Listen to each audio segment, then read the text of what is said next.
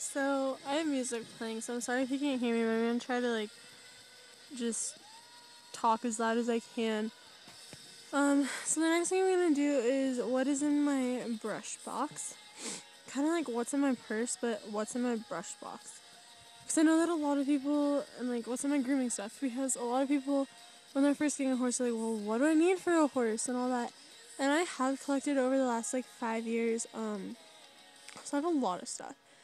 But, I mean, some people have more, some people have less, and it doesn't really matter. So I'm just gonna start with, I just have a pair of scissors. Just regular scissors, because my horse, I can't pull his mane, just because he's very, very sensitive. And I have just a blue bucket like that. And then I just have regular scissors. And then I usually have a cloth of some sort, just to help clean. And that's not usually in my box. And then I have a regular Vital Salon brush, and it has hairs sticking out of it. But this is the brush that I use for, so you can tell, my black horse, because his mane and tail is kind of impossible. And then I have just a little face brush. It's by Legends. It's an animal grooming brush. And I keep that right here, just because then it's easy to reach and it stands out and all of that. And then I have I want to call it a curry comb, because it is, and it has you can see it on the edge, it has tiny little things on it. So, and then I put that in here too. I don't use this as much. And then I also have an oyster, I call it oyster, it just makes more sense, and it's just a really thick curry comb, and my horses absolutely love it. And then I just put on the edge like that, because it's easy to grab. I also have another, this is just Conair brush. So I use these brushes sometimes, not all the time, because it is really bad for your horse. Just because it pulls out all the hair, it does pull out your hair, It is healthy, so sometimes I use it, sometimes I don't. The next thing I have is just a shedding tool. It has big teeth and little teeth. You can unscrew it and then put the big teeth on. I like the little teeth, honestly, because then it doesn't seem like it hurts as much. So I use that, and then I just keep that right there. And then I have a regular curry comb. Surprise, surprise. I have all these little fancy curry combs, and I have a regular curry comb. This is actually a light blue. I got it at a show because I won something. I don't know. This also came with that. This is just a regular medium stiff brush. It collects a lot of hair quickly. So if it's a shedding season, I recommend don't use this brush, quite honestly. And I just put all my brushes in here. And then I have, I don't even know what brand this is, it's so old. This is my first brush ever, because I won it at a show when I was 6. So this is one of my favorite brushes. It works super well. And I put that with that one. These are ones that I just grab to brush. I don't really know. And then this is my all-time favorite brush. It's the same Legends brush, but it has really thick bristles, and I love to use it on my black horse just because it works really well, and he doesn't shed as much, so it's really nice. And then it's another oyster. It's an Oster equine care series. It's not like the straw, but it's kind of I want to call them plastic, but they're not. I want to say that they are, but I don't think they are. So I use that brush sometimes too. These two are probably my main brushes, just because they're a lot easier to use than most. So I have my big brushes over here on this far side, and then I have my little brushes over here. And then I'll get to those. And I have this little face brush with a little heart, which is really cute as a present.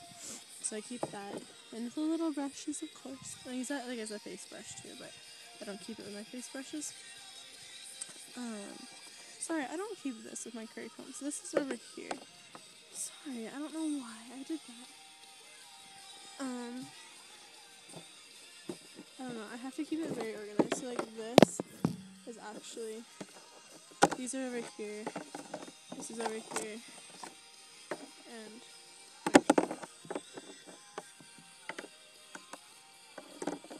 okay, sorry, I have to redo this. I get it mixed up. Okay. I just figured it's easier to switch that. So I have this over here and these over here, because you'll see why in a second. And then I have my hoof picks, and I just keep, sometimes I'll keep like one there if it fits, but I usually keep them in with my little brushes.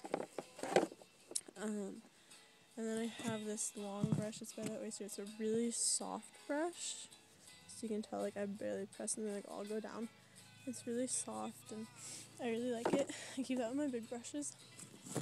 And I also have another little brush, which is just like a blue, and it's really hard, and I barely use it unless the horse is really badly shedding. And then I have two more. Look at that, it's gross. I'll use my boot there. I don't know, that's a little better. Nope, not really. Oh, I got it. And I'll keep, so like I have two horse head brushes, and then I'll keep this one there because it doesn't fall through. And it's just easy to grab.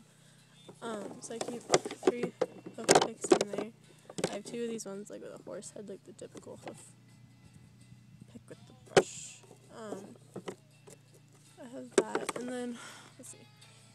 And then I have my rubber bands, and I keep those in my face brush. So like right in like this section is like my mane and face and all of that.